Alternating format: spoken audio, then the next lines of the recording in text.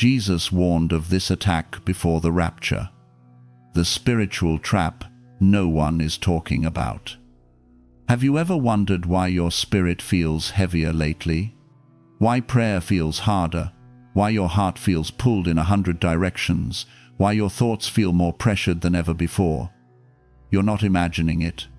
Something is happening in the spiritual realm, and it's happening faster than most people realize. Jesus warned that right before the rapture, there would be an attack, not a physical one, not a political one, but a spiritual assault aimed directly at the hearts of believers. And the most dangerous part of it is that many Christians won't even recognize it while it's happening to them. This attack doesn't shout. It whispers. It doesn't strike violently. It slowly erodes. It doesn't destroy through fear. It destroys through numbness.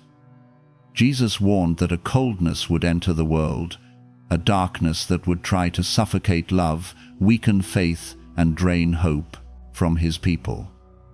And maybe you've been feeling it. Maybe you've noticed a shift inside you, a quiet battle you can't explain, a tiredness that's deeper than physical exhaustion. That feeling is not random. It's a sign. You're living in the generation Jesus spoke about. The pressure you feel in your spirit is not a burden, it's a signal, a call, a warning that something is moving behind the scenes, preparing the world for his return while the enemy tries to weaken believers before that moment comes. If your heart has been wrestling, if your mind has been overwhelmed, if your faith has felt tested, this message is for you.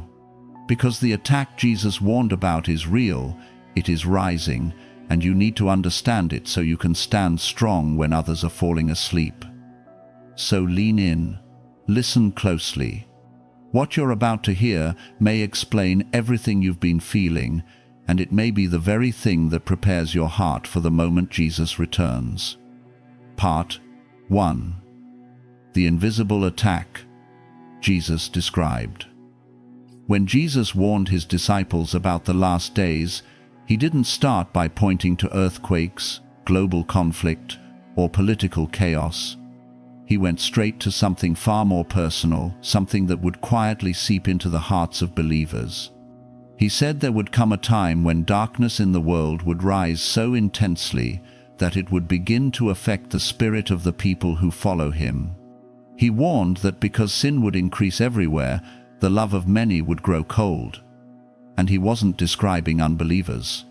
He was talking about people who once burned for him, people who once prayed passionately, worshipped freely, forgave easily, and walked closely with him.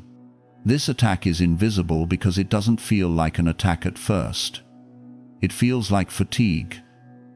It feels like distraction. It feels like pressure you can't name.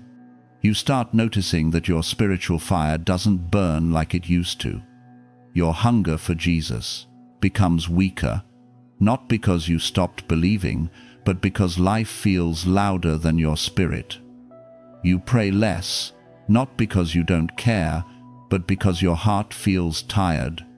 You read scripture less, not because you don't love it, but because you feel overwhelmed.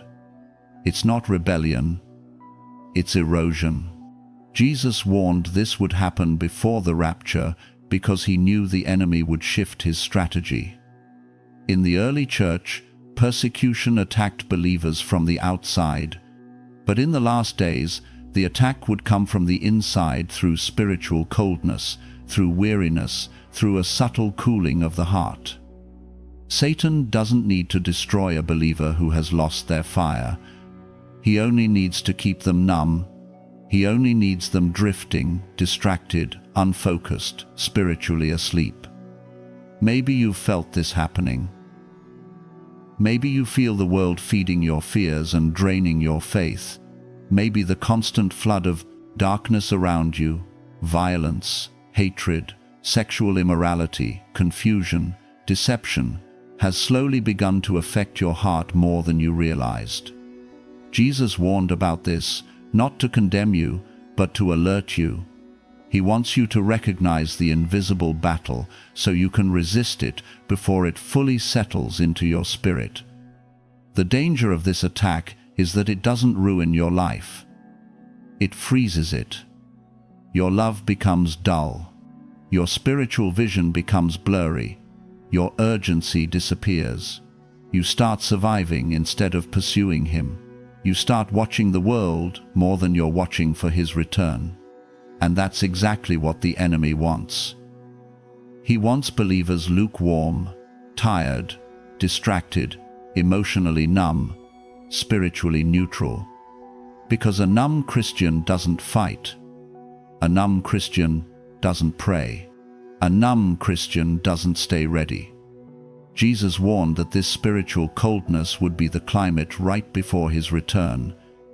He said it would be one of the most obvious signs that His coming is near. And you can feel it today, hearts becoming hardened, believers becoming discouraged, churches becoming divided, faith becoming routine. But the very fact that you're listening to this right now is proof that Jesus is still calling you awake, still reaching for your heart, still reminding you that the fire inside you was never meant to die in the shadows of this world. You were made to burn for Him, and that's exactly why the enemy is attacking your fire. Because the moment your flame goes out, everything else follows. Part 2. The enemy's first target: your love for Jesus. When Jesus warned that many would grow cold, He wasn't talking about people losing religion. He was talking about people losing relationship. You can still attend church and be cold. You can still pray occasionally and be cold. You can still read the Bible sometimes and be cold. Coldness isn't measured by activity. It's measured by affection. It's measured by how connected your heart is to Jesus. Before the rapture, the enemy's first attack is aimed directly at that connection. Think back to when you first fell in love with Jesus. Remember the fire you felt? That hunger? That joy? That tenderness in your heart? There was a purity in how you loved Him. There was a sincerity in the way you prayed. There was a sensitivity in your spirit. You could feel His presence easily. You could hear His voice clearly. You could sense conviction quickly. But slowly, as life got louder, that connection became harder to maintain. Not because you stopped loving Him, but because the world kept demanding more of you. The enemy doesn't need to tempt you with rebellion if he can bury you in responsibility. He doesn't need to lure you with obvious sin if he can keep you exhausted. He doesn't need to pull you away with temptation if he can pull you away with distraction. You start going through the motions without realizing your heart is drifting. Jesus warned that this would happen. He knew the pressure of the world would make many believers spiritually tired. He knew the noise of society would drown out the whisper of the Spirit. He knew that as iniquity increases, sensitivity decreases. The more darkness rises in the world, the harder it becomes to keep your heart soft. And that's exactly why the enemy targets your love for Jesus first. Because once that flame weakens, everything else becomes vulnerable. You stop praying as often, not because you don't believe, but because you don't feel the urgency anymore. You stop worshiping deeply, not because you don't care, but because your heart feels heavy. You stop fighting temptation, not because you want to sin, but because you feel spiritually drained. And slowly, without noticing when it happened, your faith shifts from passionate to passive. You still love Jesus, but you don't burn for Him. This is the attack. Not loud, but quiet. Not dramatic, but deadly. The enemy wants your love to fade quietly, so you don't even notice it happening. But here's the truth. If your love grows cold, you stop longing for His return. And if you stop longing for His return, you stop preparing for it. That's the enemy's goal. Not to make you turn away from Jesus, but to make you fall asleep while waiting for him. Yet Jesus is calling you awake again. He is reminding you of the love you had at first. He is reaching for your heart, stirring your spirit, rekindling the flame that life tried to bury. Because the rapture will not come for those who are merely religious. It will come for those whose hearts are still alive, still watching, still expecting, still in love with him. And you can feel it, can't you? Something inside you knows he's calling you back to that place of fire, that place of hunger, that place of intimacy you once had. Not to shame you, but to awaken you. Not to condemn you, but to prepare you. Because before the world sees him in the proper sky, he wants to see your heart burning again. Part 3. The enemy's second target. Your love for people. When the enemy fails to extinguish your love for Jesus, he goes after the next closest thing, your love for people. And Jesus warned that right before his return, relationships in the world would come under intense spiritual pressure.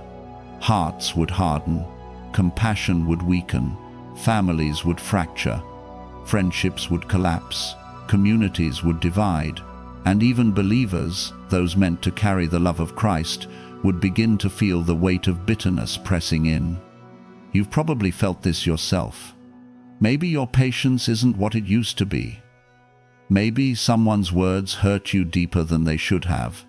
Maybe forgiveness feels harder now. Maybe you're quicker to withdraw, quicker to assume the worst, quicker to feel offended. It's not because you've become a bad person. It's because the atmosphere of the world is shifting, and your heart is being pulled into a battle you didn't choose. Jesus said that as sin increases, tenderness decreases. When darkness rises, love becomes harder to hold on to. This is why the enemy targets your relationships.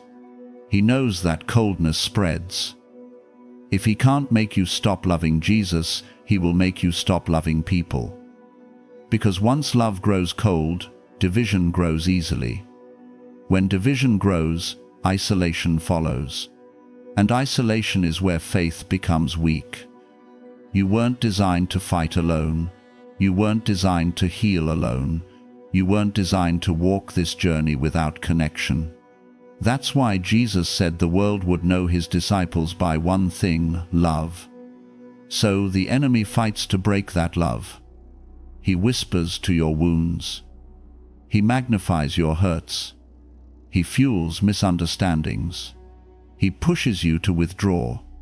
He feeds resentment into your thoughts until you begin to see people through the lens of pain instead of grace. And little by little, a believer who once loved freely starts loving cautiously, or stops loving at all. You see this everywhere today. Families torn over arguments that should have healed. Churches split over pride disguised as righteousness. Friendships lost over minor offenses. Believers attacking each other instead of standing together. And all the while, the enemy quietly celebrates the coldness settling in their hearts. But Jesus didn't warn you about this attack so you would fear it.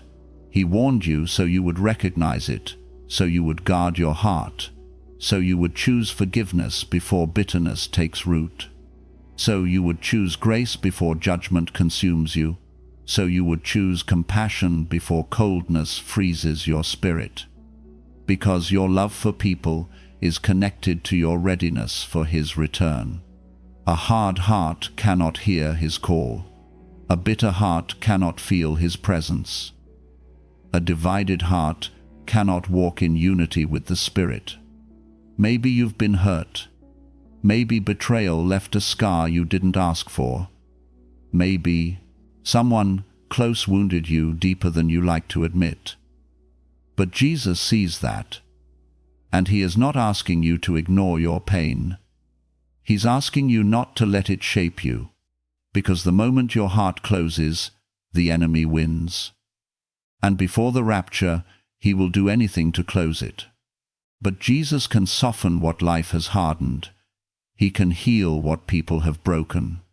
He can restore what bitterness tried to kill. And He is calling you to keep your love alive, not just for Him, but for the people around you who need the light in you more than ever. Because in a world that is freezing, you are called to stay warm. Part 4. When the enemy sees that your love for Jesus remains and your love for people is still alive, he launches his final attack, your hope. He knows that a believer without hope becomes spiritually unsteady. A believer without expectation becomes spiritually asleep. And Jesus warned that in the final moments before the rapture, believers would face a temptation more powerful than fear, more subtle than deception, and more deadly than persecution: discouragement. Discouragement is the enemy of expectation. It whispers, "Nothing is happening." It asks, "Why hasn't He come yet?" It convinces your heart that Jesus is distant, delayed, or silent. And slowly, it dries up your longing for His return. Jesus said that in the last days, many would lose their sense of urgency. They would stop watching, stop waiting, stop believing that He could come at any moment. Not because they stopped loving Him, but because life felt endless, burdens felt heavy, and hope felt harder to hold on to. You might have felt this too. Maybe you've been praying for something that hasn't changed. Maybe you've been waiting for breakthrough that hasn't come. Maybe the world feels darker than you expected, and your heart feels tired from trying to stay strong. Discouragement doesn't always come like a storm. Sometimes it comes like a slow leak. It drains your expectation until you quietly stop looking up. But Jesus warned us about this for a reason. He wants you to understand that the very moment your hope feels weakest is often the moment His return is closest. The enemy attacks your hope because he wants you spiritually numb when Jesus comes. If he can make you stop expecting His return, you stop preparing.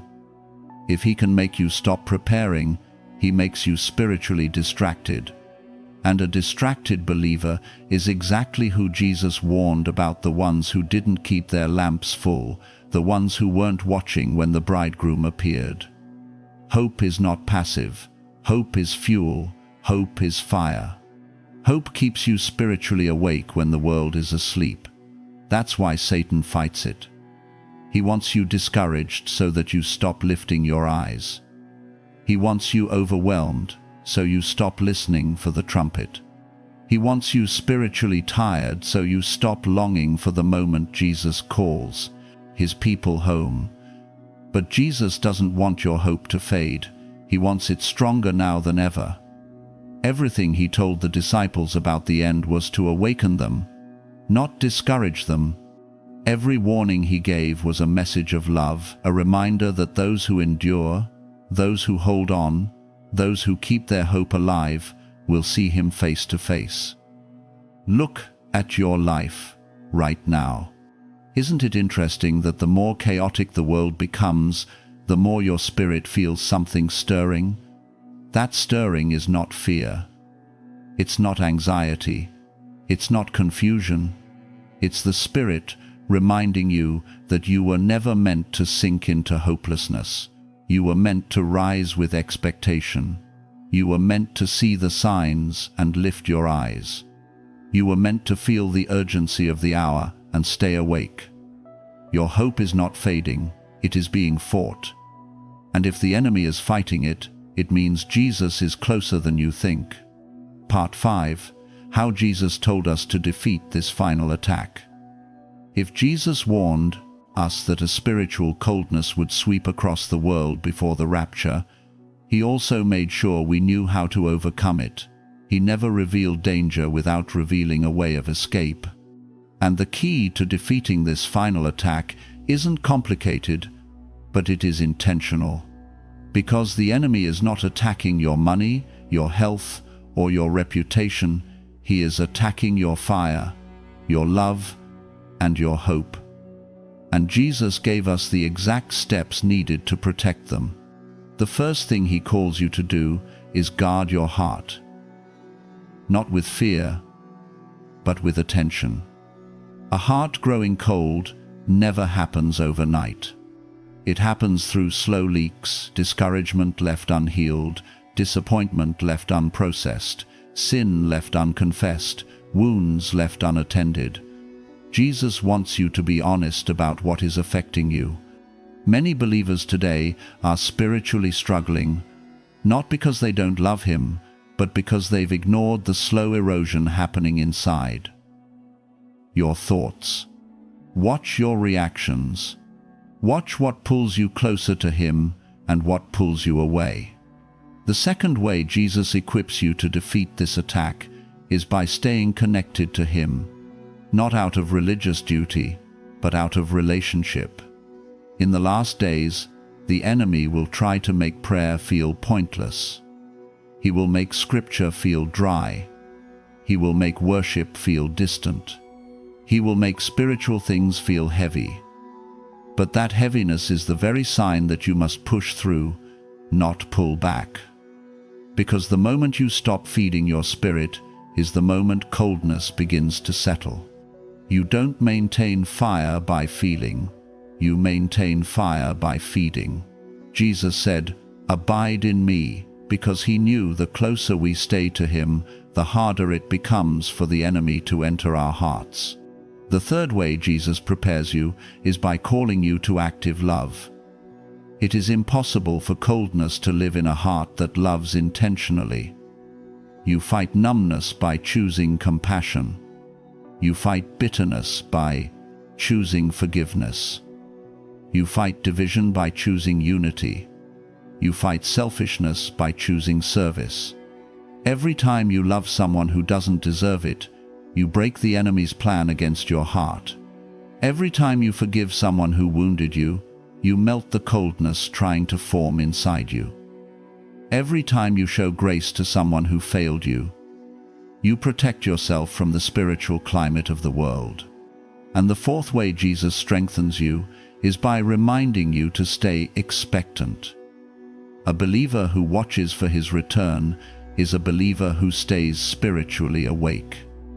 When your eyes are lifted, your heart stays warm. When you live like he could come today, you don't have room for apathy. When you carry hope in your spirit, discouragement loses its power. Jesus said, "When these things begin to happen, look up." Not look around, not look back, not look inward, look up. Because the moment you lift your eyes, your hope rises with them. This is how you defeat the attack: by keeping your love for Jesus burning, by protecting your love for people, and by guarding your hope in his return. The enemy wants these three things cold, but Jesus wants them alive.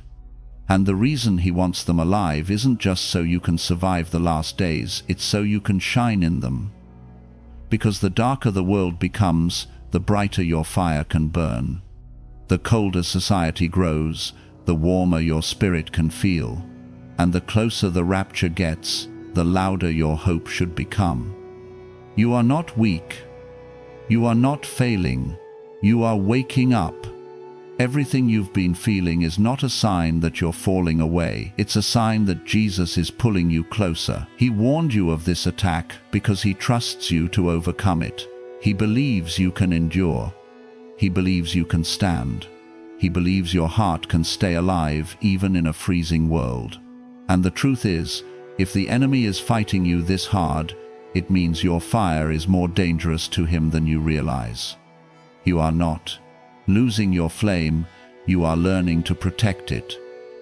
And Jesus is teaching you how. Conclusion: the final call before the rapture. If you've been feeling the pressure, the heaviness, the weariness in your spirit, it is not a sign that Jesus has forgotten you. It is evidence that his warnings are unfolding exactly as he said they would. You are living in the generation he spoke about, the generation that would see unprecedented darkness, but also unprecedented urgency. And in the middle of that urgency, Jesus is calling your name. He is not calling you to fear. He is calling you to focus. He is not calling you to panic. He is calling you to prepare. He is not calling you to withdraw. He is calling you to awaken. Because the enemy's goal is not to destroy you, it is to distract you, to numb you, to freeze the love that once burned so brightly in you. But Jesus has already given you everything you need to stand strong, to stay warm, to stay awake, to stay ready. Maybe you feel like your fire has dimmed. Maybe life has drained you. Maybe disappointment has pressed against your hope. Maybe relationships have wounded your heart. But none of this disqualifies you. None of this means you are too far gone. None of this means you've lost your place. Jesus is still reaching for you. His voice is still calling you. His love is still drawing you back to the fire you thought you lost. This is your moment to return to Him. With renewed focus, renewed hunger, renewed expectation. This is your moment to let Him reignite what the world tried to extinguish. This is your moment to lift your eyes again, even if your heart feels tired. Because no matter how dark the world becomes, no matter how cold society grows, no matter how fierce the spiritual battle becomes, Jesus is still coming.